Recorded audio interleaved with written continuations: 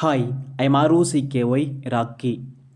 உங்களுடைய வாழ்க்கையில் நீங்கள் வெற்றி பெறத்துக்கு பல்வேறு காரணங்கள் இருந்தாலும் அதில் பிரதானமாக இருக்கிறது உங்களுடைய குறைகளை நீங்கள் ஒத்துக்காதது தான். உங்கள்கிட்ட குறைகள் இருக்குது, அந்த குறைகள் இருக்குதுன்னு உங்களுக்கு தெரிஞ்சும் அதை நீங்கள் ஒத்துக்க மாட்டீங்க.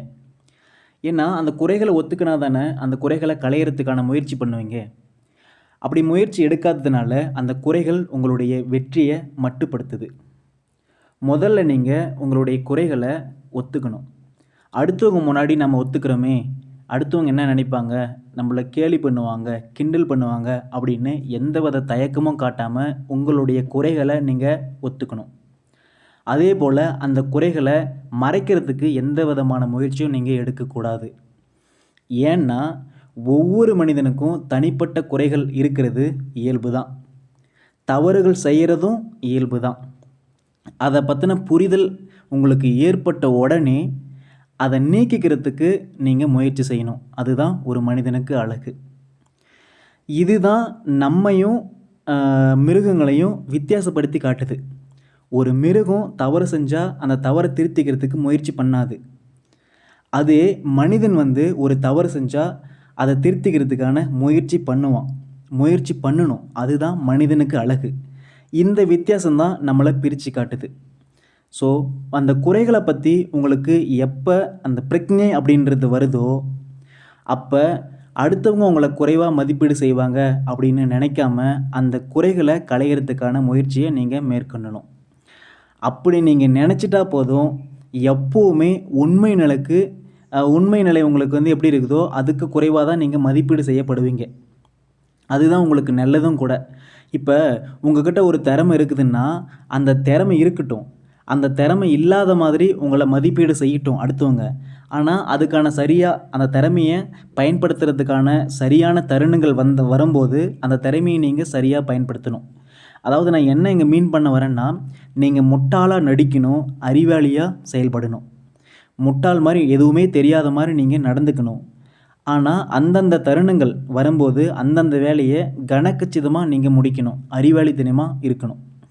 ஸோ இப்படிலாம் நீங்கள் நடக்கும்போது உங்களுடைய வாழ்க்கையில் வெற்றி அப்படின்றது தானாக சேரும். ஸோ இதனால் நீங்கள் உங்கள் குறைகளை ஒத்துக்கிறது மூலமாக நீங்கள் ஒவ்வொரு முறையும் அடுத்தவங்களோட எதிர்பார்ப்புக்கு தகுந்த மாதிரி நீங்கள் நடந்துக்கணும் அப்படின்ற ஒரு கண்டிப்பு இருக்காது. அதுக்காக நீங்கள் சிரமப்பட வேண்டிய அவசியமும் இருக்காது. அடுத்தவங்களை பற்றி என்ன நினைப்பாங்க, உங்களை பற்றின அபிப்பிராயம் எப்படி இருக்கும் அப்படின்னு நீங்கள் ஜஸ்ட் அதை நினைக்காம நீங்கள் உங்களை பற்றி நினைங்க. உங்களுடைய மனக்கண்ணாலேயே நீங்கள் அதாவது ஆய்வு செய்ய ஆரம்பிக்கணும். உங்களை நீங்கள் புரிஞ்சுக்கணும். ஸோ எந்தெந்த இடத்துல நம்ம குறையாக இருக்கிறோம், எந்தெந்த இடத்துல எப்படி நடந்துக்கிறோம், இந்த இடத்துல சரியாக நடந்துக்கிறோமா, இந்த இடத்துல சரியில்லாமல் நடந்துக்கிறோமா அப்படின்றத உங்களுக்குள்ளே நீங்கள் ஆய்வு செய்யணும். ஆய்வு செஞ்சு உங்களுடைய குறைகளை கண்டுபிடிக்கணும். அந்த குறைகளை அடுத்தவங்க முன்னாடி ஒத்துக்கிறதுக்கு தயங்காமல் ஒத்துக்கணும். இப்போ நான் என்ன சொல்ல வரேன்னா, சப்போஸ் நம்ம தெளிவாக புரிகிற மாதிரி ஒரு சின்ன எடுத்துக்காட்டு நான் சொல்கிறேன் பாருங்கள். அதாவது உங்களுக்கு ஒரு இடத்துல இங்கிலீஷ் பேச தெரியல அல்லது இங்கிலீஷ் படிக்க தெரியல. ஸோ அப்படி படிக்க தெரியல, பேச தெரியல அப்படின்றது உங்களுக்கு தெரியும். அப்படி தெரிஞ்சாலும் நீங்கள் இங்கிலீஷ் பேசுகிறதுக்கு முயற்சி பண்ணுறது, ட்ரை பண்ணுறது, அது வேண்டாம். நான் எப்படி மீன் பண்ணுறேன்னா, முயற்சியோ ட்ரை பண்ணுறதோ அது முயற்சி பண்ணுறது வேறு விஷயம். நான் எப்படி மீன் பண்ணுறேன்னா, இப்போ ஒரு பேங்க்குக்கு போகிறோம், அந்த பேங்க்கில் ஒரு ஒரு சலான் ஃபில் பண்ண சொல்கிறாங்கன்னு வச்சுக்கலாம். அந்த சலான் இங்கிலீஷில் இருக்குதுன்னு எடுத்துக்கலாம்.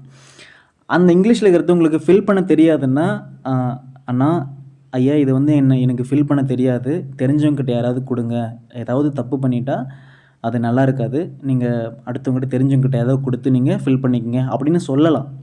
ஆனால் அந்த சொல்லறதுக்கு கூச்சப்பட்டுன்னு அவங்க என்ன நினைப்பாங்க, நம்மளை பற்றி இவ்வளோ பெருசாக இருக்கிறோம், இவ்வளோ படிச்சிருக்கிறோம், ஒரு சலான் ஃபில் பண்ண தெரியலையே அப்படின்னு நினைப்பாங்க. அப்படின்ட்டு நீங்கள் என்ன பண்ணுவீங்க, அந்த சலானை ஃபில் பண்ண ஆரம்பிப்பீங்க. அங்கே ஏதாவது ஒன்று தப்பு நடக்கும். அந்த தப்பு நடக்கிறது மூலமாக உங்களுக்கு பதட்டம் ஆகும். அந்த பதட்டம் ஆகிறது மூலமாக நீங்கள் உங்களுடைய மனநிலையே சரியில்லாத போகும். அந்த இடமே உங்களுக்கு ஒரு இருண்ட ஒரு சூழல் மாதிரி உங்களுக்கு காட்சியளிக்கும்.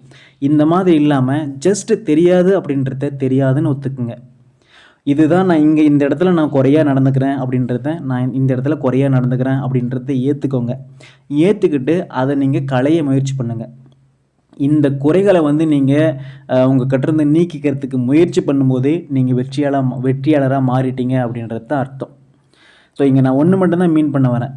நீங்கள் வாழ்க்கையில் வெற்றி பெறணும் அப்படின்னா உங்களுடைய குறைகளை கண்டுபிடிக்கணும். உங்களுடைய குறைகளை அடுத்தவங்க முன்னாடி ஒத்துக்கிறதுக்கு நீங்கள் தயங்கக்கூடாது. அந்த குறைகளை நீங்கள் மறைக்கிறதுக்கு முயற்சியும் பண்ணக்கூடாது.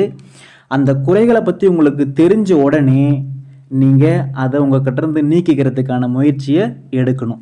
இதுதான் நான் உங்ககிட்ட நான் கேட்டுக்கிறது. ஏன்னா உங்ககிட்ட இருக்கிற அந்த குறைகள் தான் உங்களை வெற்றியாளராக மாற்றுறதுக்கான மிகப்பெரிய தடையாக இருக்கிறத நீங்கள் புரிஞ்சுக்கணும். நன்றி.